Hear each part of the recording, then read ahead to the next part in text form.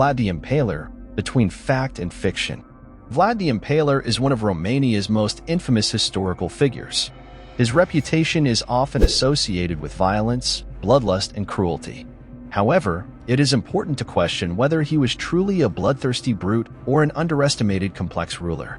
Although Vlad has been portrayed as a sadistic and merciless character, this image was largely influenced by the popularity of Bram Stoker's novel Dracula and other fictional depictions.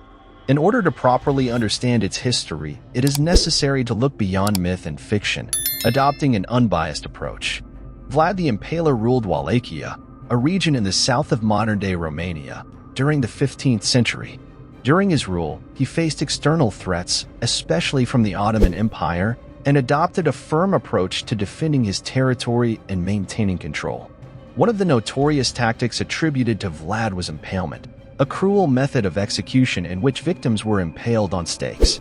Although impalement is an act of extreme violence, it is important to consider the historical context and common practices of the time. Vlad's cruelty may have been a direct response to the brutality and threat posed by the Ottoman invaders. Furthermore, Vlad also implemented administrative reforms and promoted economic development in his region. He was known for his toughness in fighting corruption and his desire to strengthen local government. Therefore, when examining the story of Vlad the Impaler, it is essential to separate the historical man from the exaggerations and myths created over the centuries. Although his actions may have been brutal, it is necessary to recognize his complexity as a ruler and consider the context in which he ruled. Who was Vlad the Impaler? Born in 1431, in the Saxon city of Sighisoara, Vlad III was the second son of Vlad II Dracula, voivode of Wallachia. During his childhood and adolescence, he spent most of his time abroad. Initially, in 1436, he moved to the capital Targovist when his father took the throne of Wallachia. Between 1442 and 1448, he and his younger brother, Radu, were taken hostage at the court of the Ottoman Sultan Murad II as pledge for their father's loyalty. During this period, Vlad had contact with different cultures, German, Hungarian, and Ottoman, which influenced his ideas, perspectives, and leadership style. His quest for the throne began in 1477, after the murder of his father and older brother in a conspiracy involving Wallachian nobles, his second cousin, and John Hunyadi, regent governor of Hungary. The following year, Vlad returned to Wallachia with the support of the Ottoman cavalry. With their help, he managed to take the throne, but lost it 2 months later. From that moment on, Vlad fought an 8-year struggle until he finally managed to secure his father's throne in 1456. However, in 1462, he was arrested on false charges by Matthias I, the king of Hungary, losing the throne again. After recovering it, in 1474, Vlad was killed. Fact: how Vlad III became Dracula and the Impaler. In addition to being the title of Bram Stoker's novel, the nickname Dracula has a historical origin linked to Vlad's father. Vlad was an illegitimate son of Mircea I of Wallachia, also known as the Elder, and spent his youth at the court of the King of Hungary, Sigismund of Luxembourg, who inducted him into the Order of the Dragon in 1431. As a result, Vlad too received the nickname from the dragon. This nickname, translated into Romanian, is written as Dracul or Dracula, which became Dracula. As a son, Vlad inherited the same nickname. The other nickname, the Impaler, has Turkish origins and refers to Vlad's preferred method of execution, impalement. This term was first used around 1500 by the Ottoman writer Tursun Beg, who referred to Vlad as Kazikli Voivoda or Impaler Lord in his writings. This nickname also appears in a letter written by Mircea the Shepherd in 1551. Vlad's reputation has meant that this nickname has endured to this day. Fiction. Vlad the Impaler was a historical figure who served as inspiration for the central character in Bram Stoker's famous novel. Depending on the perspective taken, several different origins for the fictional Dracula are mentioned, although none of them directly connect to Vlad III. However, it is possible to identify the sources of inspiration for each key aspect of the character created by Bram Stoker. Firstly, according to Bram Stoker's son Earwing, his father had a dream that became the basis of the titular character and the novel.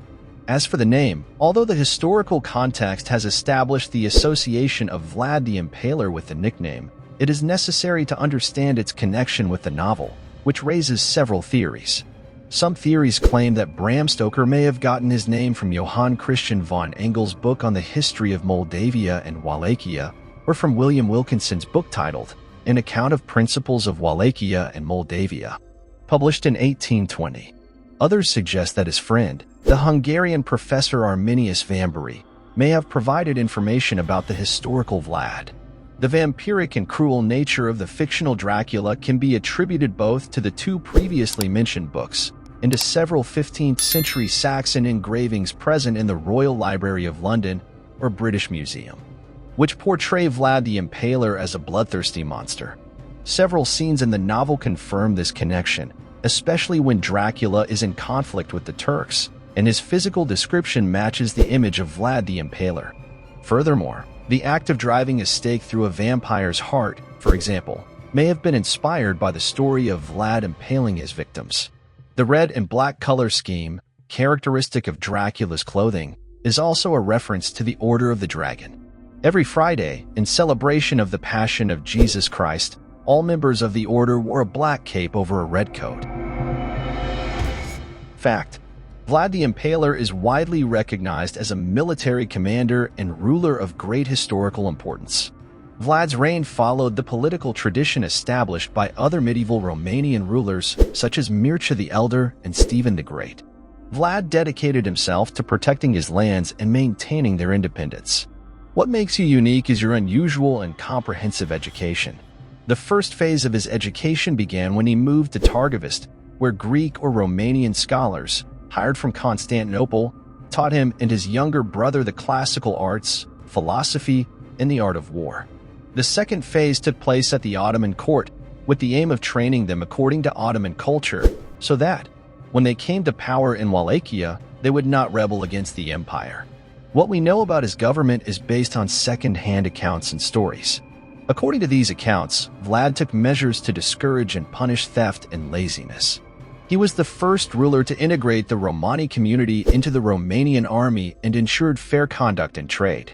After assuming the throne of Wallachia, Vlad the Impaler participated in several significant conflicts in the 15th century, solidifying his role as protector of his lands and Christianity. In 1459, the Ottoman Empire conquered Serbia and turned it into a pashalik.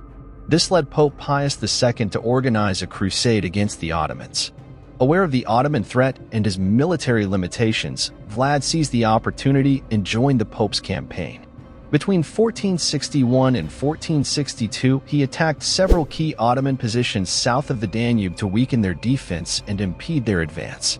In response to Vlad's campaign, the Ottomans invaded Wallachia led by the Sultan himself in June 1462. Due to the large size of the Ottoman army, over 100,000 soldiers, Vlad needed to use a strategy that neutralized this advantage. He organized a night attack while the enemy camped near Targovist. Although he was unable to kill the Sultan, Vlad caused enough chaos to halt the enemy advance. Fiction: Vlad the Impaler was known for his brutality and lack of scruples. The cruelty and violence associated with Vlad the Impaler that made him infamous demands further analysis. It is important to understand that, within the context in which he ruled, these extreme measures were seen as necessary to ensure his reign and protect his lands. Therefore, we should not just see him as an irrational brute. For a more complete view, it is necessary to examine his actions as a ruler, diplomat, and military commander. Vlad the Impaler's reputation as a cruel ruler stems, in part, from his authoritarian leadership style. As previously mentioned, he was known for meting out harsh punishments to combat laziness and theft. These punishments ranged from minor measures to torture and impalement.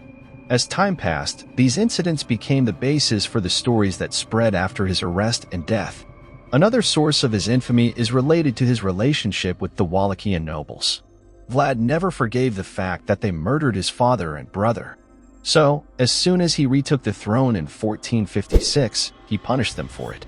To avoid future risks, he adopted a strict stance regarding any suspicion of treason. Naturally, the nobles retaliated by spreading false rumors and plotting to overthrow him. They managed to persuade the king of Hungary, Matthias I, that Vlad was seeking to ally himself with the Sultan through a false letter. As a result, the Wallachian voivode was imprisoned in Visegrad.